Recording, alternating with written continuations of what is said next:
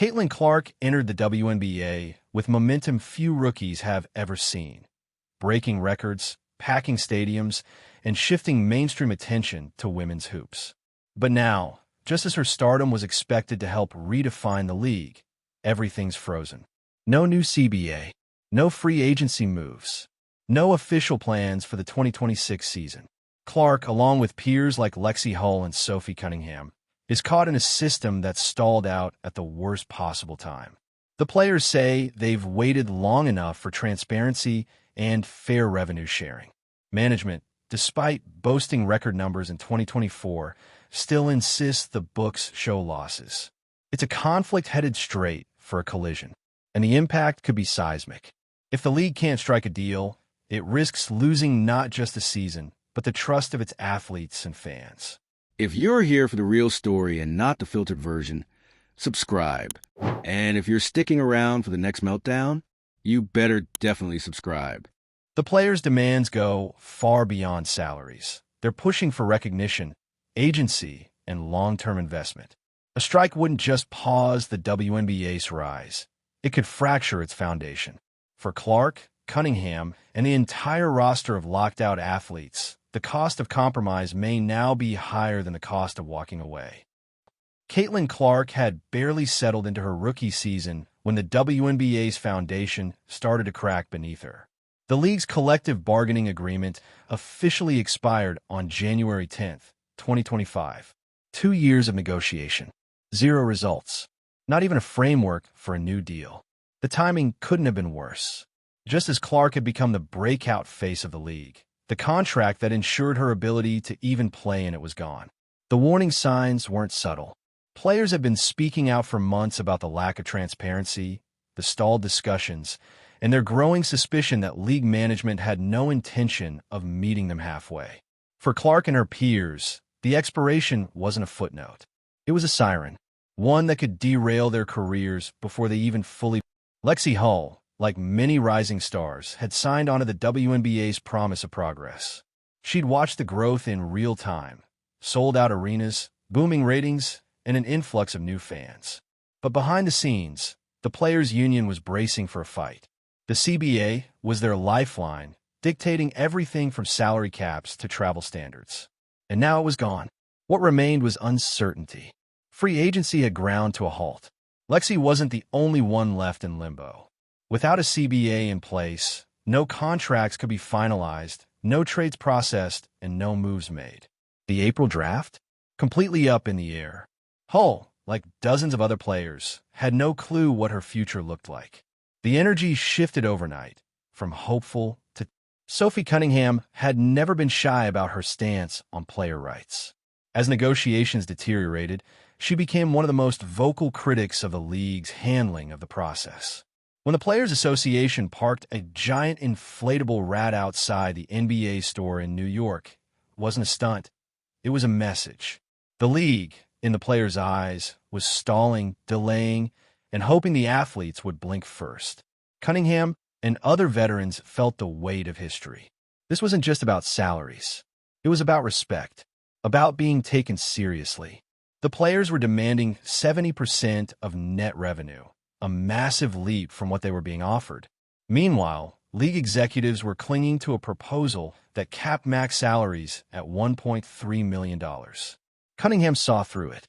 The math didn't add up, especially not in a league that had just posted record viewership numbers. Cathy Engelbert, the WNBA commissioner, faced a firestorm. Publicly, she framed the negotiations as ongoing and complex. Privately, players felt she was stonewalling. Her team insisted the league still wasn't profitable and couldn't meet the union's demands. But the players weren't buying it anymore. How could the same league boasting about massive growth suddenly claim it was losing money? Engelbert had the impossible task of balancing owner interests with player expectations. But after 24 months of failed negotiations, the goodwill had evaporated. The union didn't just want numbers on a spreadsheet. They wanted proof. Real financial data. Real transparency. And if Engelbert couldn't deliver it, the players were ready to walk. NBA Commissioner Adam Silver had mostly stayed out of the WNBA's contract mess. But as the standoff dragged on, pressure mounted. Silver, a major figure in league operations, was seen by some players as complicit in the stall tactics. His silence was starting to feel like endorsement. The Players Association had already made it clear. If a new CBA wasn't in place soon, the 2026 season was at risk. Silver's involvement, or lack thereof, was a flashpoint. The NBA had long positioned itself as the WNBA's biggest ally. But now, that support felt conditional, especially as the league's highest-profile athletes stood on the edge of strike. Clark's meteoric rise came with a crushing irony. She'd helped bring new fans and media attention to the WNBA, only to be met with institutional chaos. As free agency froze and the draft faced cancellation, her rookie momentum hit a wall. The same league that had put her on every billboard now couldn't guarantee she'd have a season to play in. She wasn't alone in her frustration. Rookies, college seniors, and international hopefuls, all of them were stuck in limbo. No one knew what the next step would be. The optimism that had defined Clark's entrance into the league was quickly turning into disillusionment. At a press conference following the expired CBA announcement, Clark didn't hold back. While measured, her comments echoed what many players had been saying privately. The current system was broken. The delay tactics, the lack of transparency, the dismissive tone from league executives. It was all adding up to one clear conclusion. The players were done waiting. Her words carried weight. She wasn't just a rookie anymore. She was the unofficial face of the league. And if she was questioning the league's commitment, the public was going to listen. The idea of a season without Clark wasn't just a hypothetical. It was now a real possibility. On the court, everything had been aligning. The 2024 season had shattered records in viewership, ticket sales, and sponsorships. Photos from packed arenas, viral highlights, and buzzer-beating shots had dominated social media. Fans were finally tuning in. The product was stronger than ever. And yet, off the court, the house was crumbling.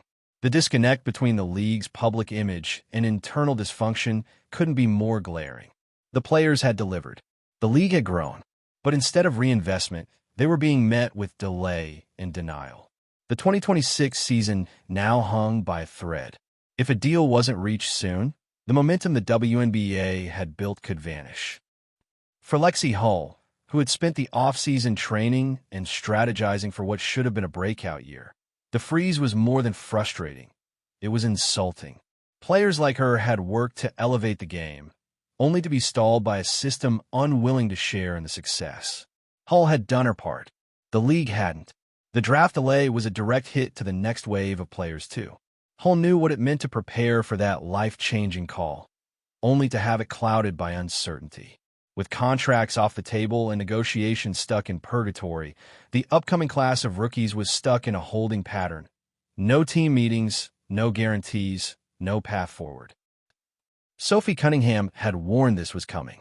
For months, she'd been on podcasts, in press scrums, and across social media warning that players weren't going to sit quietly anymore. And now, with the league still refusing to budge on the 70% net revenue share ask, she wasn't mincing words. She pointed directly at the hypocrisy. The league celebrated every media milestone and sponsorship deal while telling players there simply wasn't enough money to go around. Cunningham didn't buy it, and neither did her teammates. The frustration wasn't just about the money. It was about the gaslighting. The league had asked players to carry the brand, and now it was asking them to carry the losses too. Kathy Engelbert found herself increasingly isolated. Her public comments about league sustainability and cautious fiscal planning clashed with the players' version of reality. She claimed the financials were delicate. The players demanded receipts. Engelbert pushed patience. The union responded with pressure. The trust was gone.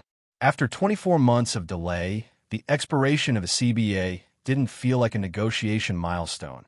It felt like abandonment. Engelbert may have been the public face of the league, but the players didn't believe she was fighting for them. Not anymore. If anything, her statements only deepened the divide.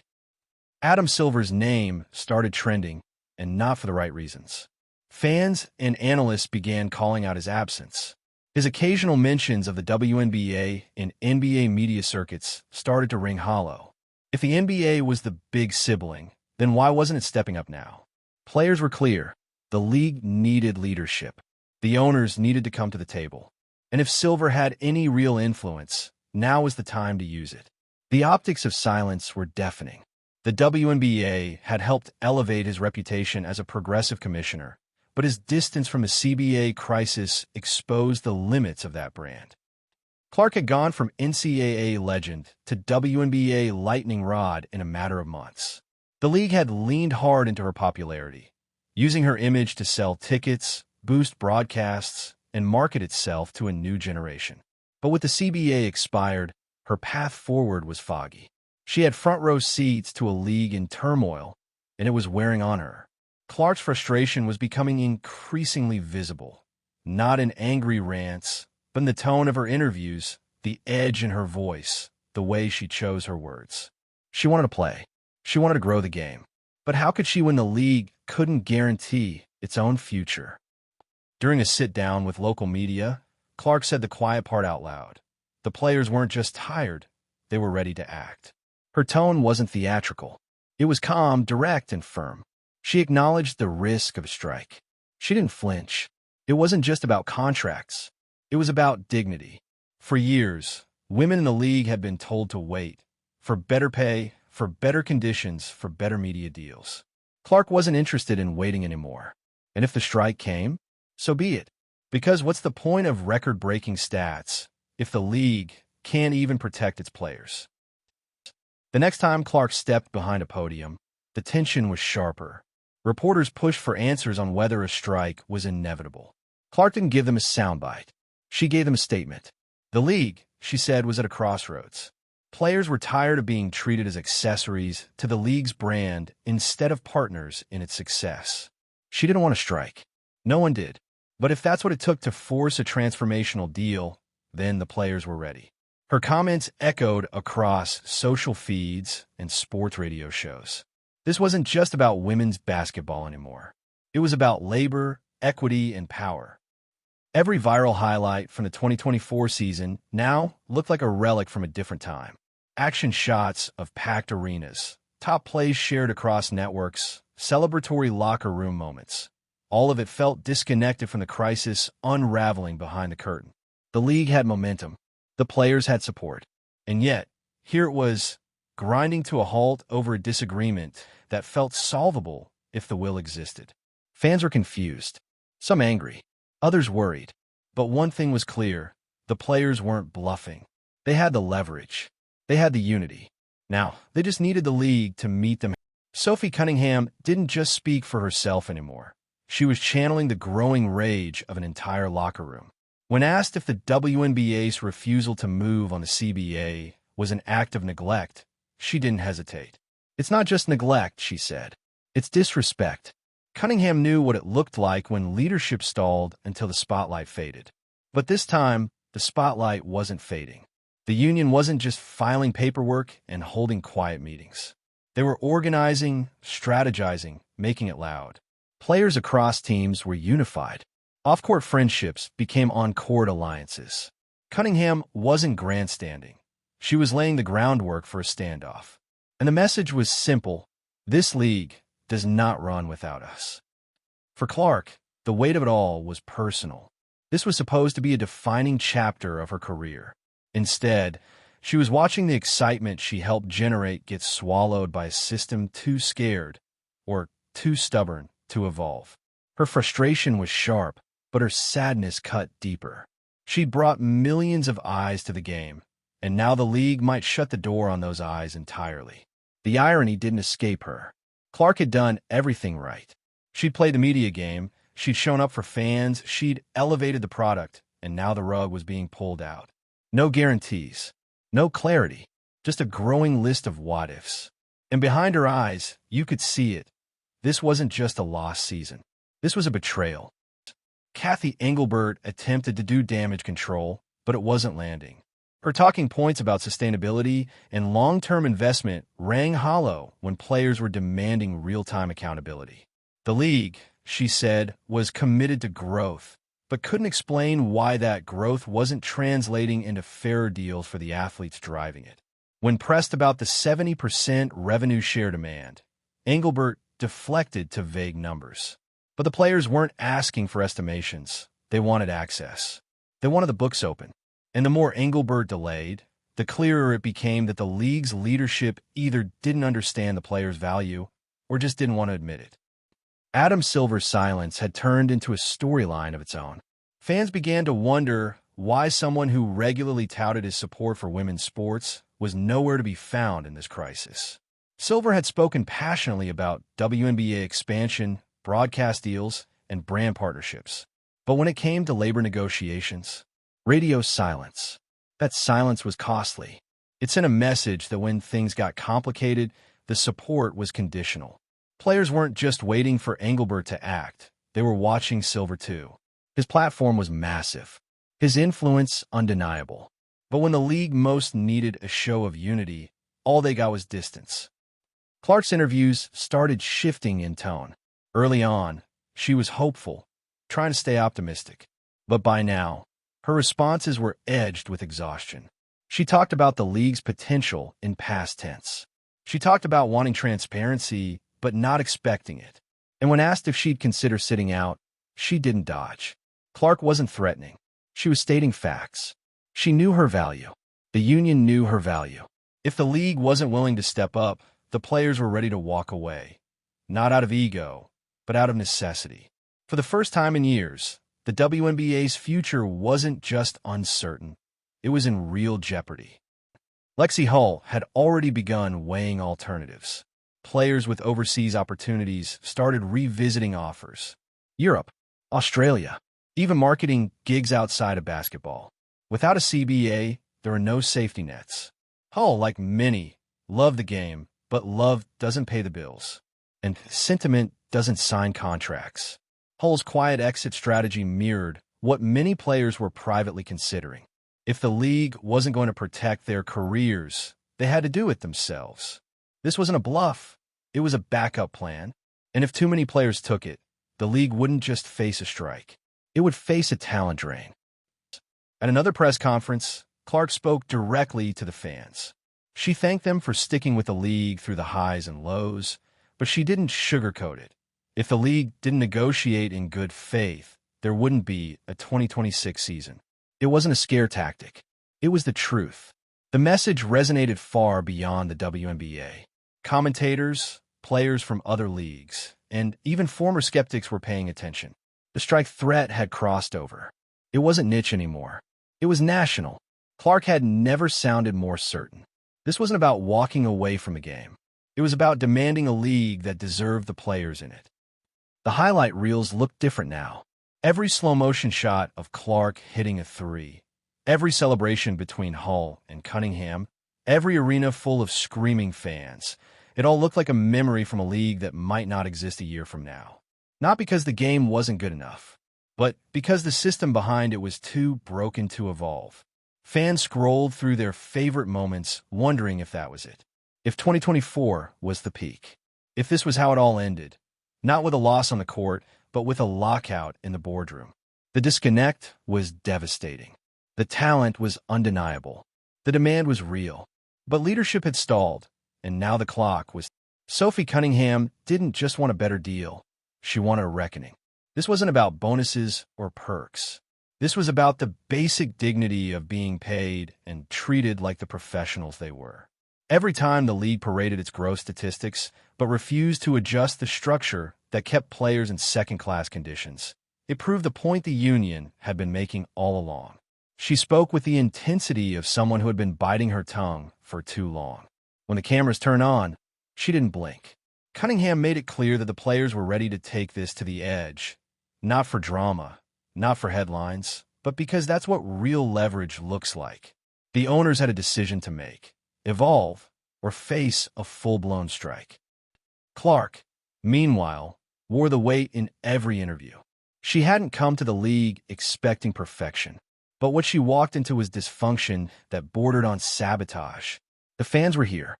The talent was off the charts. But the structure behind it all? Rotting. And it showed. The public watched her go from beaming rookie to quietly bitter leader in a matter of months. The same league that sold out arenas on her name, now couldn't assure her of a second season. It didn't add up, and the longer the silence dragged on for management, the more isolated she and the rest of the players began to feel. Kathy Engelbert's latest statements only deepened the frustration. She emphasized sustainability again, as if the league hadn't already proven its growth over the last 2 years. She gestured to future expansion plans and potential investment, while ignoring the present crisis unraveling beneath her watch. The league had made itself into a movement, and movements don't wait for cautious optimism. Engelbert kept pushing for more time, but time was the one thing players didn't have. Not when free agency was frozen. Not when livelihoods were hanging in the balance. The moment required bold action. What they got was a holding pattern. Clark was now the reluctant leader of a fight she hadn't asked for but couldn't avoid. She had entered the league with every intention of focusing on her game, but the system made that impossible. She was now a symbol of what was at stake, a generation of athletes ready to walk if the league couldn't meet the moment. She looked straight into the camera and said, "We love this league, but we won't play under these conditions." It wasn't grandstanding. It was reality. And the more players echoed her words, the more pressure built on the league's leadership to act. Because now, the WNBA wasn't just risking a season. It was risking its soul. The highlight reels, the championship banners, the record-breaking ticket sales, all of it meant nothing if the players behind them weren't protected. This wasn't just about striking a deal. It was about validating years of sacrifice and growth. Every shot hit, every milestone reached had led to this boiling point. The 2026 season is on the brink. What happens next will define the WNBA's legacy, either as the league that listened, evolved, and honored the athletes who built it, or the one that fell apart in the middle of its own breakout era. The choice is on the table. The clock is running. And this time, the players are the ones holding the power. If you've been watching this drama unfold, now's the time to sound off. Drop your take in the comments, tell us who you're backing, and make sure you're subscribed so you don't miss what happens next. Because the future of the WNBA, it's being written right now. And trust us, it's anything but guaranteed.